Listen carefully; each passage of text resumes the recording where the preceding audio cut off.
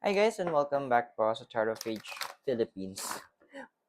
For this video, gawin po natin ang weekly horoscope para po sa may mga Sun, Moon at Rising na Virgo for April 20 to 26. So, kung bago po kayo, subscribe, like, and share. Kung hindi mo alam yung Sun, Moon at Rising sign mo, sa dulo ng video, may link tayo para mapanood mo.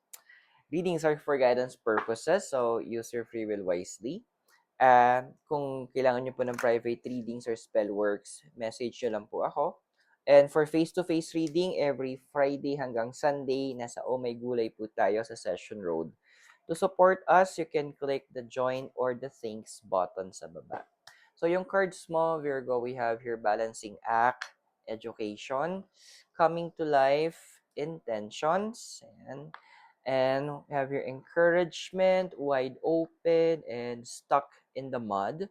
At ang iyong si deities mo ngayon is si Athena at si Eros. So, ano expect natin? Saka gaano ba katagal mag-go tong reading na to? Well, mukhang medyo matagal-tagal to ah. Abutin to ng mga around 5 to 10 weeks. Tagal ha? So, medyo matagal, ano to, almost 2.5 months mararanasan mo tong readings na to. So, what can we expect? So, we have here una is si balancing act. Alam mo, tawag dito, minsan talaga masarap maging magpaka-maleficent. Minsan sarap talaga maging kontrabida. Minsan sarap na ikaw naman yung humahalakak na parang kalaban. Why? Kasi andito na pinapakita ng card na napapagod ka na rin maging mabait eh. Andun yung punto kasi na, pinipili natin maging mabuti. Pinipili natin maging maayos ang pakikitungo. Pero sadyang may mga nilalang, may mga tao talaga na masyado nilang inaabuso yung kagandahang loob mo. Inaabuso yung malawak na pag-intindi mo. Ma'am, eto na yon. Time na para magsalita ng hindi talaga maganda. Pero ang kinakatakot kasi pinagsalita ka, medyo direct, andoon na masakit to. It will be very direct. Given na earth sign ka, andoon talagang very, magiging pasok to. May bigat yung mga sasabihin mo. So, hindi kita masisisi kung talagang, kasi naipon na rin eh, yung inis mo eh. So, hindi ka masisisi. Ang nakakainis lang, magpapa-victim tong mga to. Pero alam mo, hindi nila maiintindihan, hindi nila makita na kaya ka ganon kasi hindi yung ugali mo. Reaction mo yun sa mga ginagagawa nila. Yun ang yun yung sobrang kitid ng utak nila. Now, doon papasok ngayon si 35, education. Andun kasi na, in a way, mapapaintindi mo sa kanila kung ano yung pinaguhugutan. Kasi may mga linyahan ka maririnig na, ay, ganyan pala totoong kulay mo. Hindi. Hindi yung totoong kulay ko. At yung reaction ko sa ugali mo, ito yung feedback, yung resonance na makukuha mo mula sa akin dahil sa mga pinaggagawa mo, dahil sa mga actions at mga pinagsasabi mo. Ibabalik mo talaga sa kanila. You will re-educate them na ito ka. Ito yung nangyari. Huwag kang pa-victim. Talagang, alam mo yung tipong bago pa nila palalimin yung dahilan nila na pa-victim sila, day, putulin mo na yung sungay nila. Kasi this time, ikaw yung may sungay. Talagang susuwagin mo talaga sila para matuto sila. Kasi yung point mo din ako I understand at naniniwala, I agree with your point na ginawa mo nga sa akin eh. Kung hindi ko pipigilan yung sungay mo, malamang gagawin mo din sa iba. Paano kung yung taong gagawan mo is hindi kasing tapang ko? Paano kung yung taong gagawan mo is andoon na limitado lang yung mga resources niya? So, andun yung fear mo na baka gawin sa iba, which you don't want to happen. Which is, eto na yun. Matatauhan tong mga to eh. Number 29, coming to life. Alam mo yung point na bigla, magkakaroon sila ng realization kasi masyado na silang nababalot ng pagiging dalulu nila. Masyado silang naluno doon sa paniniwala nila na victim sila, tama sila, na ikaw yung mali. Dahil masasampal sila ng katotohanan. And this will allow you to rise above para mai-correct mo. Tapos makuha, kasi may kukunin ka sa kanila eh. It could be a promise, it could be pwedeng gamit, hindi ko alam kung ano yung kukunin nyo, or item, or product, or siguro property, na kailangan mong ma-claim, kasi sa'yo yun. Kaya nga claim yung ginagamit ng term eh. Kumbaga, i-regain mo lang. At andoon na, this is something important para sa'yo. Kumbaga, hindi mo siya life and death, pero very important siya na kaya hindi mo nga binibitawan eh. Andoon na pinipilit mo intindihin. So, magkakaroon tayo ng redemption. Now, in coming to life, no, eto na yung magiging advice sa'yo ng card na next time, be careful din ha, kung kanino ka magtitiwala, kung kanino ka didikit, kanino ka magsasabi, or what not. Okay? Kasi, ang kasunod na card mo, we have here is 22, intentions. Ito na nga. May mga magpipilit na naman, mag-part 2. Part 2 na heheramin na naman sa'yo, may part 2 na hihingi ng tulong. Now, sabi ng card dito, you need to also understand ano yung intention nila. Hindi kasi, yun yung gusto kong sinabi ng friend ko sa akin dati, na hindi lahat ng taong humihingi ng tulong is dapat tinutulungan. Hindi lahat ng tao na, yun, ulitin natin, hindi lahat ng taong humihingi ng tulong is dapat tulungan. Yung iba dyan, hahayaan mo sila. Why? Kasi, yung nararanasan nila, it's a product o yun yung resulta ng mga actions at mga pinagsasabi nila at mga hindi sinabi at mga hindi ginawa. Huwag tayong makialam nga nung friend ko. Kaya pag ganon, huwag kang makikialam sa karma na binigay sa kanila.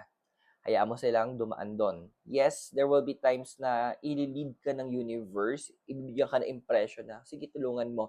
But, always look in the intention. Parang yung iba na parang hingi na lang ng hingi ng tulong, pero wala naman silang ginagawa, ending paulit-ulit lang yung nangyayari sa kanila. Kaya minsan kailangan nilang gulpe de gulat eh. So, huwag tayo makialam sa karma nila, ha?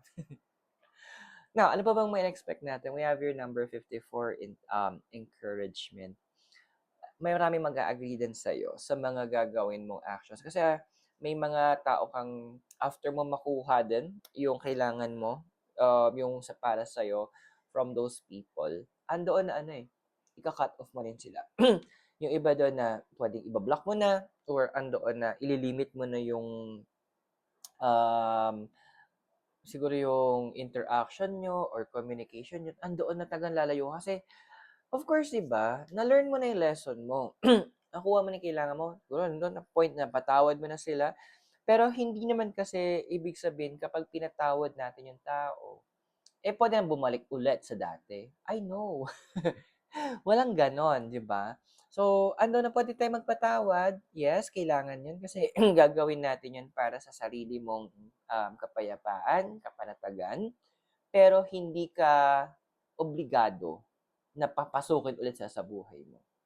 May malaking nagkakaiba. At maraming mga tao din ang sasang-ayon sa mga gagawin mong to kasi nakikita nila yung punto mo at alam nila kung saan ka nanggagaling. Now, we have here is number 42, wide open. Oh yeah, totoo, may mga tao na, of course, kasi ka-cut off mga sila, tapos may mga iba na lalayuan mo, so medyo liliit yung circle mo. Pero, ang maganda nito, magkakaroon ka ng bagong mga espasyo para mag-welcome ng mga new connections, maybe new friends, new business partners, new mentors, kung ano man, or trainees, na andoon na may sabihin natin parang breath of fresh air, yung tipong parang nakatagal na nakasara yung bintana ng kwarto mo, sabay binuksan para pumasok ng hangin. Parang gano'n yung mangyayari. Talagang, ay, fresh to, or bagong ideas to. Andoon na magkakaroon kayo ng chance to start anew. At ang nakakatuwa dito, with your number 24, stuck in the mud, yung mga bagong magiging part ng life mo, lagyan na lang natin sila sa punto na alam nila paano magbalik. Alam nila yung limitasyon. Yung mga tipong sabihin natin kapag nag-message na sabi natin mangheheram, magsasabi sila na maayos. Pero andoon yung point na hindi mo mararamdaman na pinipressure ka at andoon na may kita mo na meron silang pag-unawa or pa magsabi sila na alam nila may limitasyon ka rin. Kumbaga yung point na baka sakali lang. At ito yung maganda eh, hindi sila manghihingi ng dahilan. Ba't hindi pwede? Tsaka di ba may mga tao parang, Hugo, manghihiram lang naman ako sa'yo. Di ba nga, nung last week, nakabili ka ng bagong phone, ganyan, ganyan. Bakit? Budget? Kasama ka sa budget? Parang gusto kong ganunin. So, ito na, yung mga tao ipapalit ng universe sa'yo, hindi sila ganun, te. They are understandable. Andun yung punto na hindi mo na kailangan, hindi sila manghihingi ng explanation bakit hindi pwede. They will take it at face blank. Mga matured tong mga to. Congrats. Now, sino ba mga deities mo ngayon? So, we have Athena, 14, wisdom, strategy, and a wish to lead. At si Eros, number 19, desire, playfulness and a wish to connect. So, andoon ang pinapala sa'yo ng mga deities mo that this is a moment na minsan talaga kailangan manggera tayo para magising sa katotohanan yung mga tao na may mga atraso sila na kailangan nilang tinutugunan, and hindi sa lahat ng pagkakataon, kailangan natin ibalik siya sa buhay natin. Now, remember with Eros, ando na gusto niya ipaalala sa'yo that life is about give and take.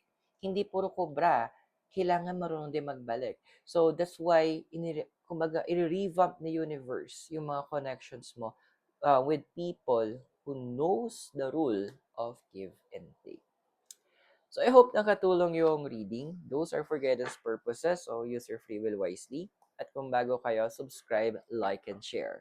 Kung kailangan niyo po ng private readings or spell works, please message me. At for those naman po na nasa Baguio, we are Friday hanggang Sunday. Nasa May Gulay po tayo sa Session Road for face-to-face reading. To support us, just click the join button or thanks button sa baba. So, maraming salamat sa iyo, Virgo. God bless, Namaste, Hare Krishna, and blessed be, and hope to see you soon. From Baguio City, you have a great day. Bye for now.